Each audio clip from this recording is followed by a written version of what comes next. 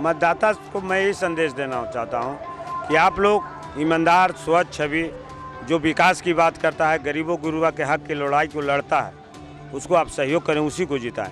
अगर 23 प्रत्याशी में मैं लगता हूं कि मेरे से ज़्यादा समाज की सेवा हो सकती है, तो दल से, गांव से, समाज से ऊपर उठकर, जात पात से ऊपर उठकर आप हमारी मदद करें। आप अपना बहुमूल्य वोट, जो आपका संविधान ने, डॉक्टर भीमराव अम्बेडकर ने संविधान में टाटा, बिरला और डालमिया को और एक गरीब को, दलित को भी उतना ही पावर दिया, आप उस पावर को दुरुपयोग न करें। आप जो योग्य आदमी है, सुयोग्य आदमी है, उसका बहुमूल्य वोट देकर आशीर्वाद के रूप में दें, निश्चित चुनाव जीते और आपके समाज के लिए चिंतन जो है, विकास की रूपरेखा गंगा बहाए।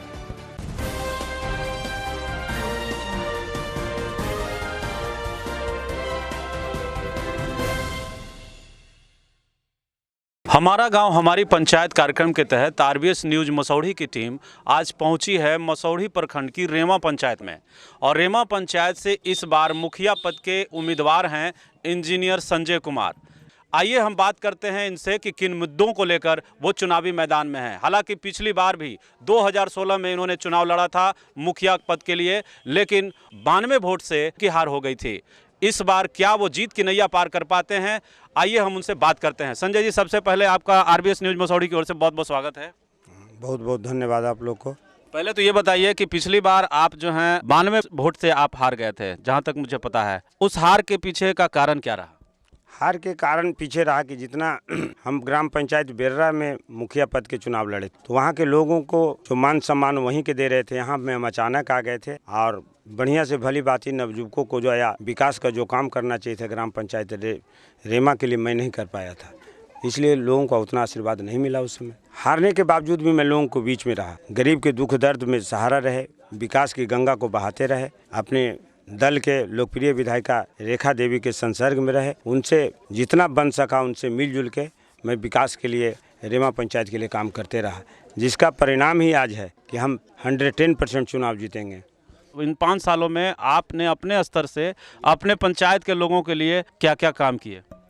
पहला तो काम किए कि नेशनल हाईवे से रेमा 27 बल्तों तक रोड का रिपेयरिंग नहीं हो रहा, इतने गड्ढे थे और पुलिया के पास करीब करीब 4 फीट गड्ढा था, जो रेमा पंचायत की मां बहनों को जाने में बहुत परेशानी का सामना करना पड़ता था। कोई गाड़ी, टेम्पू, जीप उप नहीं जा पाता था। मैंने उसको दौड़ धूप कर यहाँ से विश्वेश्वरैया भवन से लेके तकनीकी स्वीकृति करवा के, अनुशंसा लेके मैं दौड़ धूप करके उसे मरम्मती का कार्य, और मरम्मती से ज़्यादा जन सेवा के भावना से अपने तरफ से जीएसबी जो होता है, वो जीएसबी मैंने करीब करीब 4 फीट करके हाइट उसको ऊंचा किया, जिसका परिणाम है कि आज इतना बरसात के मौसम में भी पानी नहीं लगता है। हमारी माँ बहनें, छात्र जितना है या गाड़ी जो भी हो, नेशनल हाईवे पर आराम से जा रही। उसके बाद रेमा मुसहरी दलित का बस्ती इतना गंदा था कि स्कूल के जाने में बच्चों को कीचड़ पाँव में डर से माँ अपने बाल बच्चों को स्कूल नहीं भेजती थी। दलित बस्ती इतनी गंदगी का अंबार था कि पानी ही पानी रहता था। वहाँ कोई जाने आने में बहुत सारे गाड़ी के आदमी को आने जाने में भय लगता था। तो उसको समस्या को मैंने देखा, माननीय क्षेत्रीय विधायिका से अनुशंसा करा के रात दिन एक करके उसको मैंने RWD से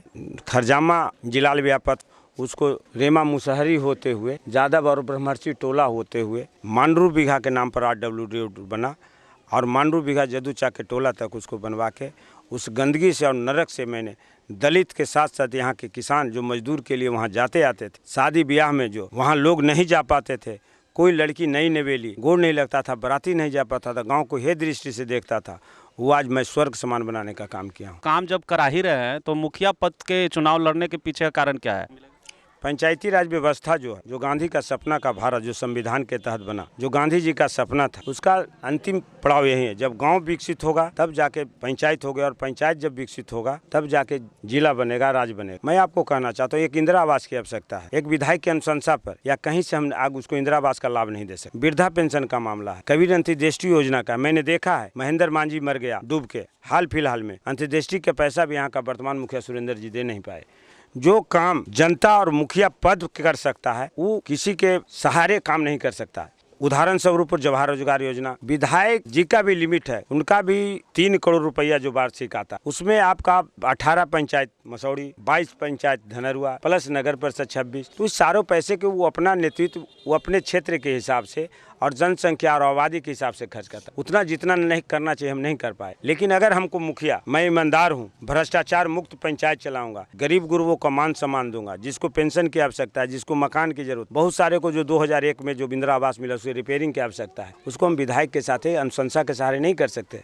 कहने का मतलब ये हुआ कि कोई विधायक इंदिरा आवास नहीं, उसको भी जाने के लिए भी मुखिया के पक्ष में जाना है, क्योंकि ग्राम सभा से तय होती। जब मैं ग्राम सभा का प्रधान नहीं बनूंगा तो काम कैसे का संभव ही नहीं है। इस बार के चुनाव में आपका मुद्दा क्या है? पहला मुद्दा है इस पंचायत को आदर्श पंचायत बनाना। दूसरा, भ्रष्टाचार मुक्त हो, ईमानदारी से काम होगा। यहाँ का दुर्भाग्य है कि यहाँ का मुखिया कोई आम सभा नहीं, जिनसे मैं हारा वो वर्तमान मुखिया कभी पंचायत सरकार भवन में कभी कोई एक आम सभा नहीं हुआ, कोई योजना नहीं तय किया, बिचौलियों को ले जाकर पैसा तहसील के इंदिरा आवास देने का काम किया। वो मैं काम नहीं होने दूंगा। मैं बैठूंगा। अभी तक कोई इंदिरा सहायक के नहीं पहचानता हमारे पंचायत के लोग, कोई वीडियो कभी नहीं बैठा, सीओ नहीं बैठा, एक कर्मचारी नहीं आया। ये हमारी दुर्भाग्य है। इन सब सारे को मैं अपने कर्तव्य और कार्य को संविधान के तहत जो मुखिया का दायित्व और कर्तव्य अधिकार है मैं जानता हूँ, करूँगा। जो निवर्तमान मुखिया हैं सुरेंद्र जी, उनका जो 5 साल का कार्यकाल रहा उसके बारे में बताइए, आप कैसे देखते हैं? उनका कार्यकाल बहुत गंदा रहा। पहले भी मैंने अपने मतदाता मालिकों को समझाने का प्रयास किया कि मुखिया योग्य नहीं है, लेकिन जनता पता नहीं। मैं तो बेरा पंचायत से लड़ रहा था, वो रेमा के जो मुखिया पहले रह चुके हैं रामाकांत जी, उनकी का मुंशीगिरी करता था, लोगों के बीच में रोक कलप के अपना स्थान किसी तरह से ठगने का काम किया, उसमें सफल हो गया। अगर मैं पहले से यहाँ चुनाव लड़ता या लोगों के बीच में रहता तो ये मेरा दुर्भाग्य नहीं होता कि मैं चुनाव हारता। अभी मैं लोगों के बीच में अपनी बात को मुस्तैदी से रख रहा हूँ। जनता की भावना, आकांक्षाएं, हम पर भरोसा से लग रहा है जनसंपर्क अभियान से कि मैं निश्चित चुनाव जीतूंगा। ये बताइए, इतनी बड़ी संख्या है मुखिया पद के लिए, तो इसमें जीत सुनिश्चित किसकी हो रही है, ये कैसे आकलन किया जा सकता है? जीत सुनिश्चित होने का आकलन इतना है कि डिस्ट्रीब्यूट होगा वोट का। ऐसे नहीं मैं कहता हूं कि प्रत्येक जो 23 प्रत्याशी हैं जिसको 10 वोट 20 वोट सबके पास है, लेकिन मास लेवल पर जिसके पास वोट रहेगा वही निश्चित जीतेगा चुनाव।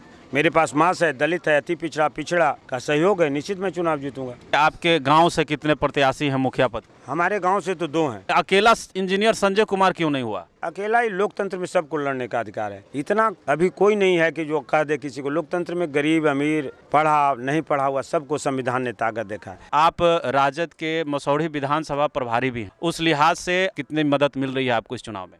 हमको लग रहा है कि करीब 50%। दलीय तो चुनाव हुआ नहीं, किसी को टिकट सिंबल पर तो है नहीं, फिर भी मैं अपनी मुस्तैदी से अपनी बात रखता हूं। उसका जनता का प्यार और मेरा परिचय राष्ट्रीय जनता दल से ही, और उसके राष्ट्रीय जनता दल की मैं बात करता हूं, लोगों को बताता हूं। लोग जानते हैं कि राष्ट्रीय जनता दल के प्रखंड अध्यक्ष रहे हैं, विधानसभा प्रभारी हैं, पटना जिला के मुख्य प्रवक्ता पद पर है। मैं मीसा भारती, चाहे रेखा देवी, चाहे तेजस्वी या तेज प्रताप जी हूँ, लालू जी का झंडा को मैं गरीब दलितों के लिए मैं उठाते रहता हूँ। लोगों में बीच में मेरी पहचान है और उसी दल का ही पहचान है कि आज हम 110% कहते हैं चुनाव जीतेंगे। आप अपने वोटरों को क्या संदेश देना चाहते हैं? मेरे अपील है कि शांतिपूर्वक अनुशासित ढंग में जाके चुनाव आयोग का पालन करते हुए जाएं और अपने आत्मा से पूछें, दिल से पूछें कि नंबर्स ऑफ कैंडिडेट 23 में सबसे जो बढ़िया योग लगे उसको आप आत्मविश्वास के नाम पर उसको वोट डालिए।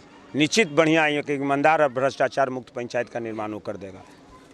संजय जी का साफ कहना है कि मतदान केंद्र पर जाएं, स्वच्छ मतदान करें, शांति बनाए रखें और आपको जो बेहतर लगे उन्हें मतदान करें, अपने प्रत्याशी का चुनाव करें, अपने हृदय पर हाथ रख करके कि आपके भरोसे पर वो खरा उतरेगा। देखना बड़ा दिलचस्प होगा कि इस पंचायत में इंजीनियर संजय कुमार जीत का परचम लहरा पाएंगे। क्या दूसरी बार की हार से वो सबक लेते हुए इस बार जीत की नैया पार कर पाते हैं या नहीं? आप देखते रहिए। तब तक RBS न्यूज मसौढ़ी, मैं अरविंद कुमार अपने कैमरामैन बलबीर के साथ।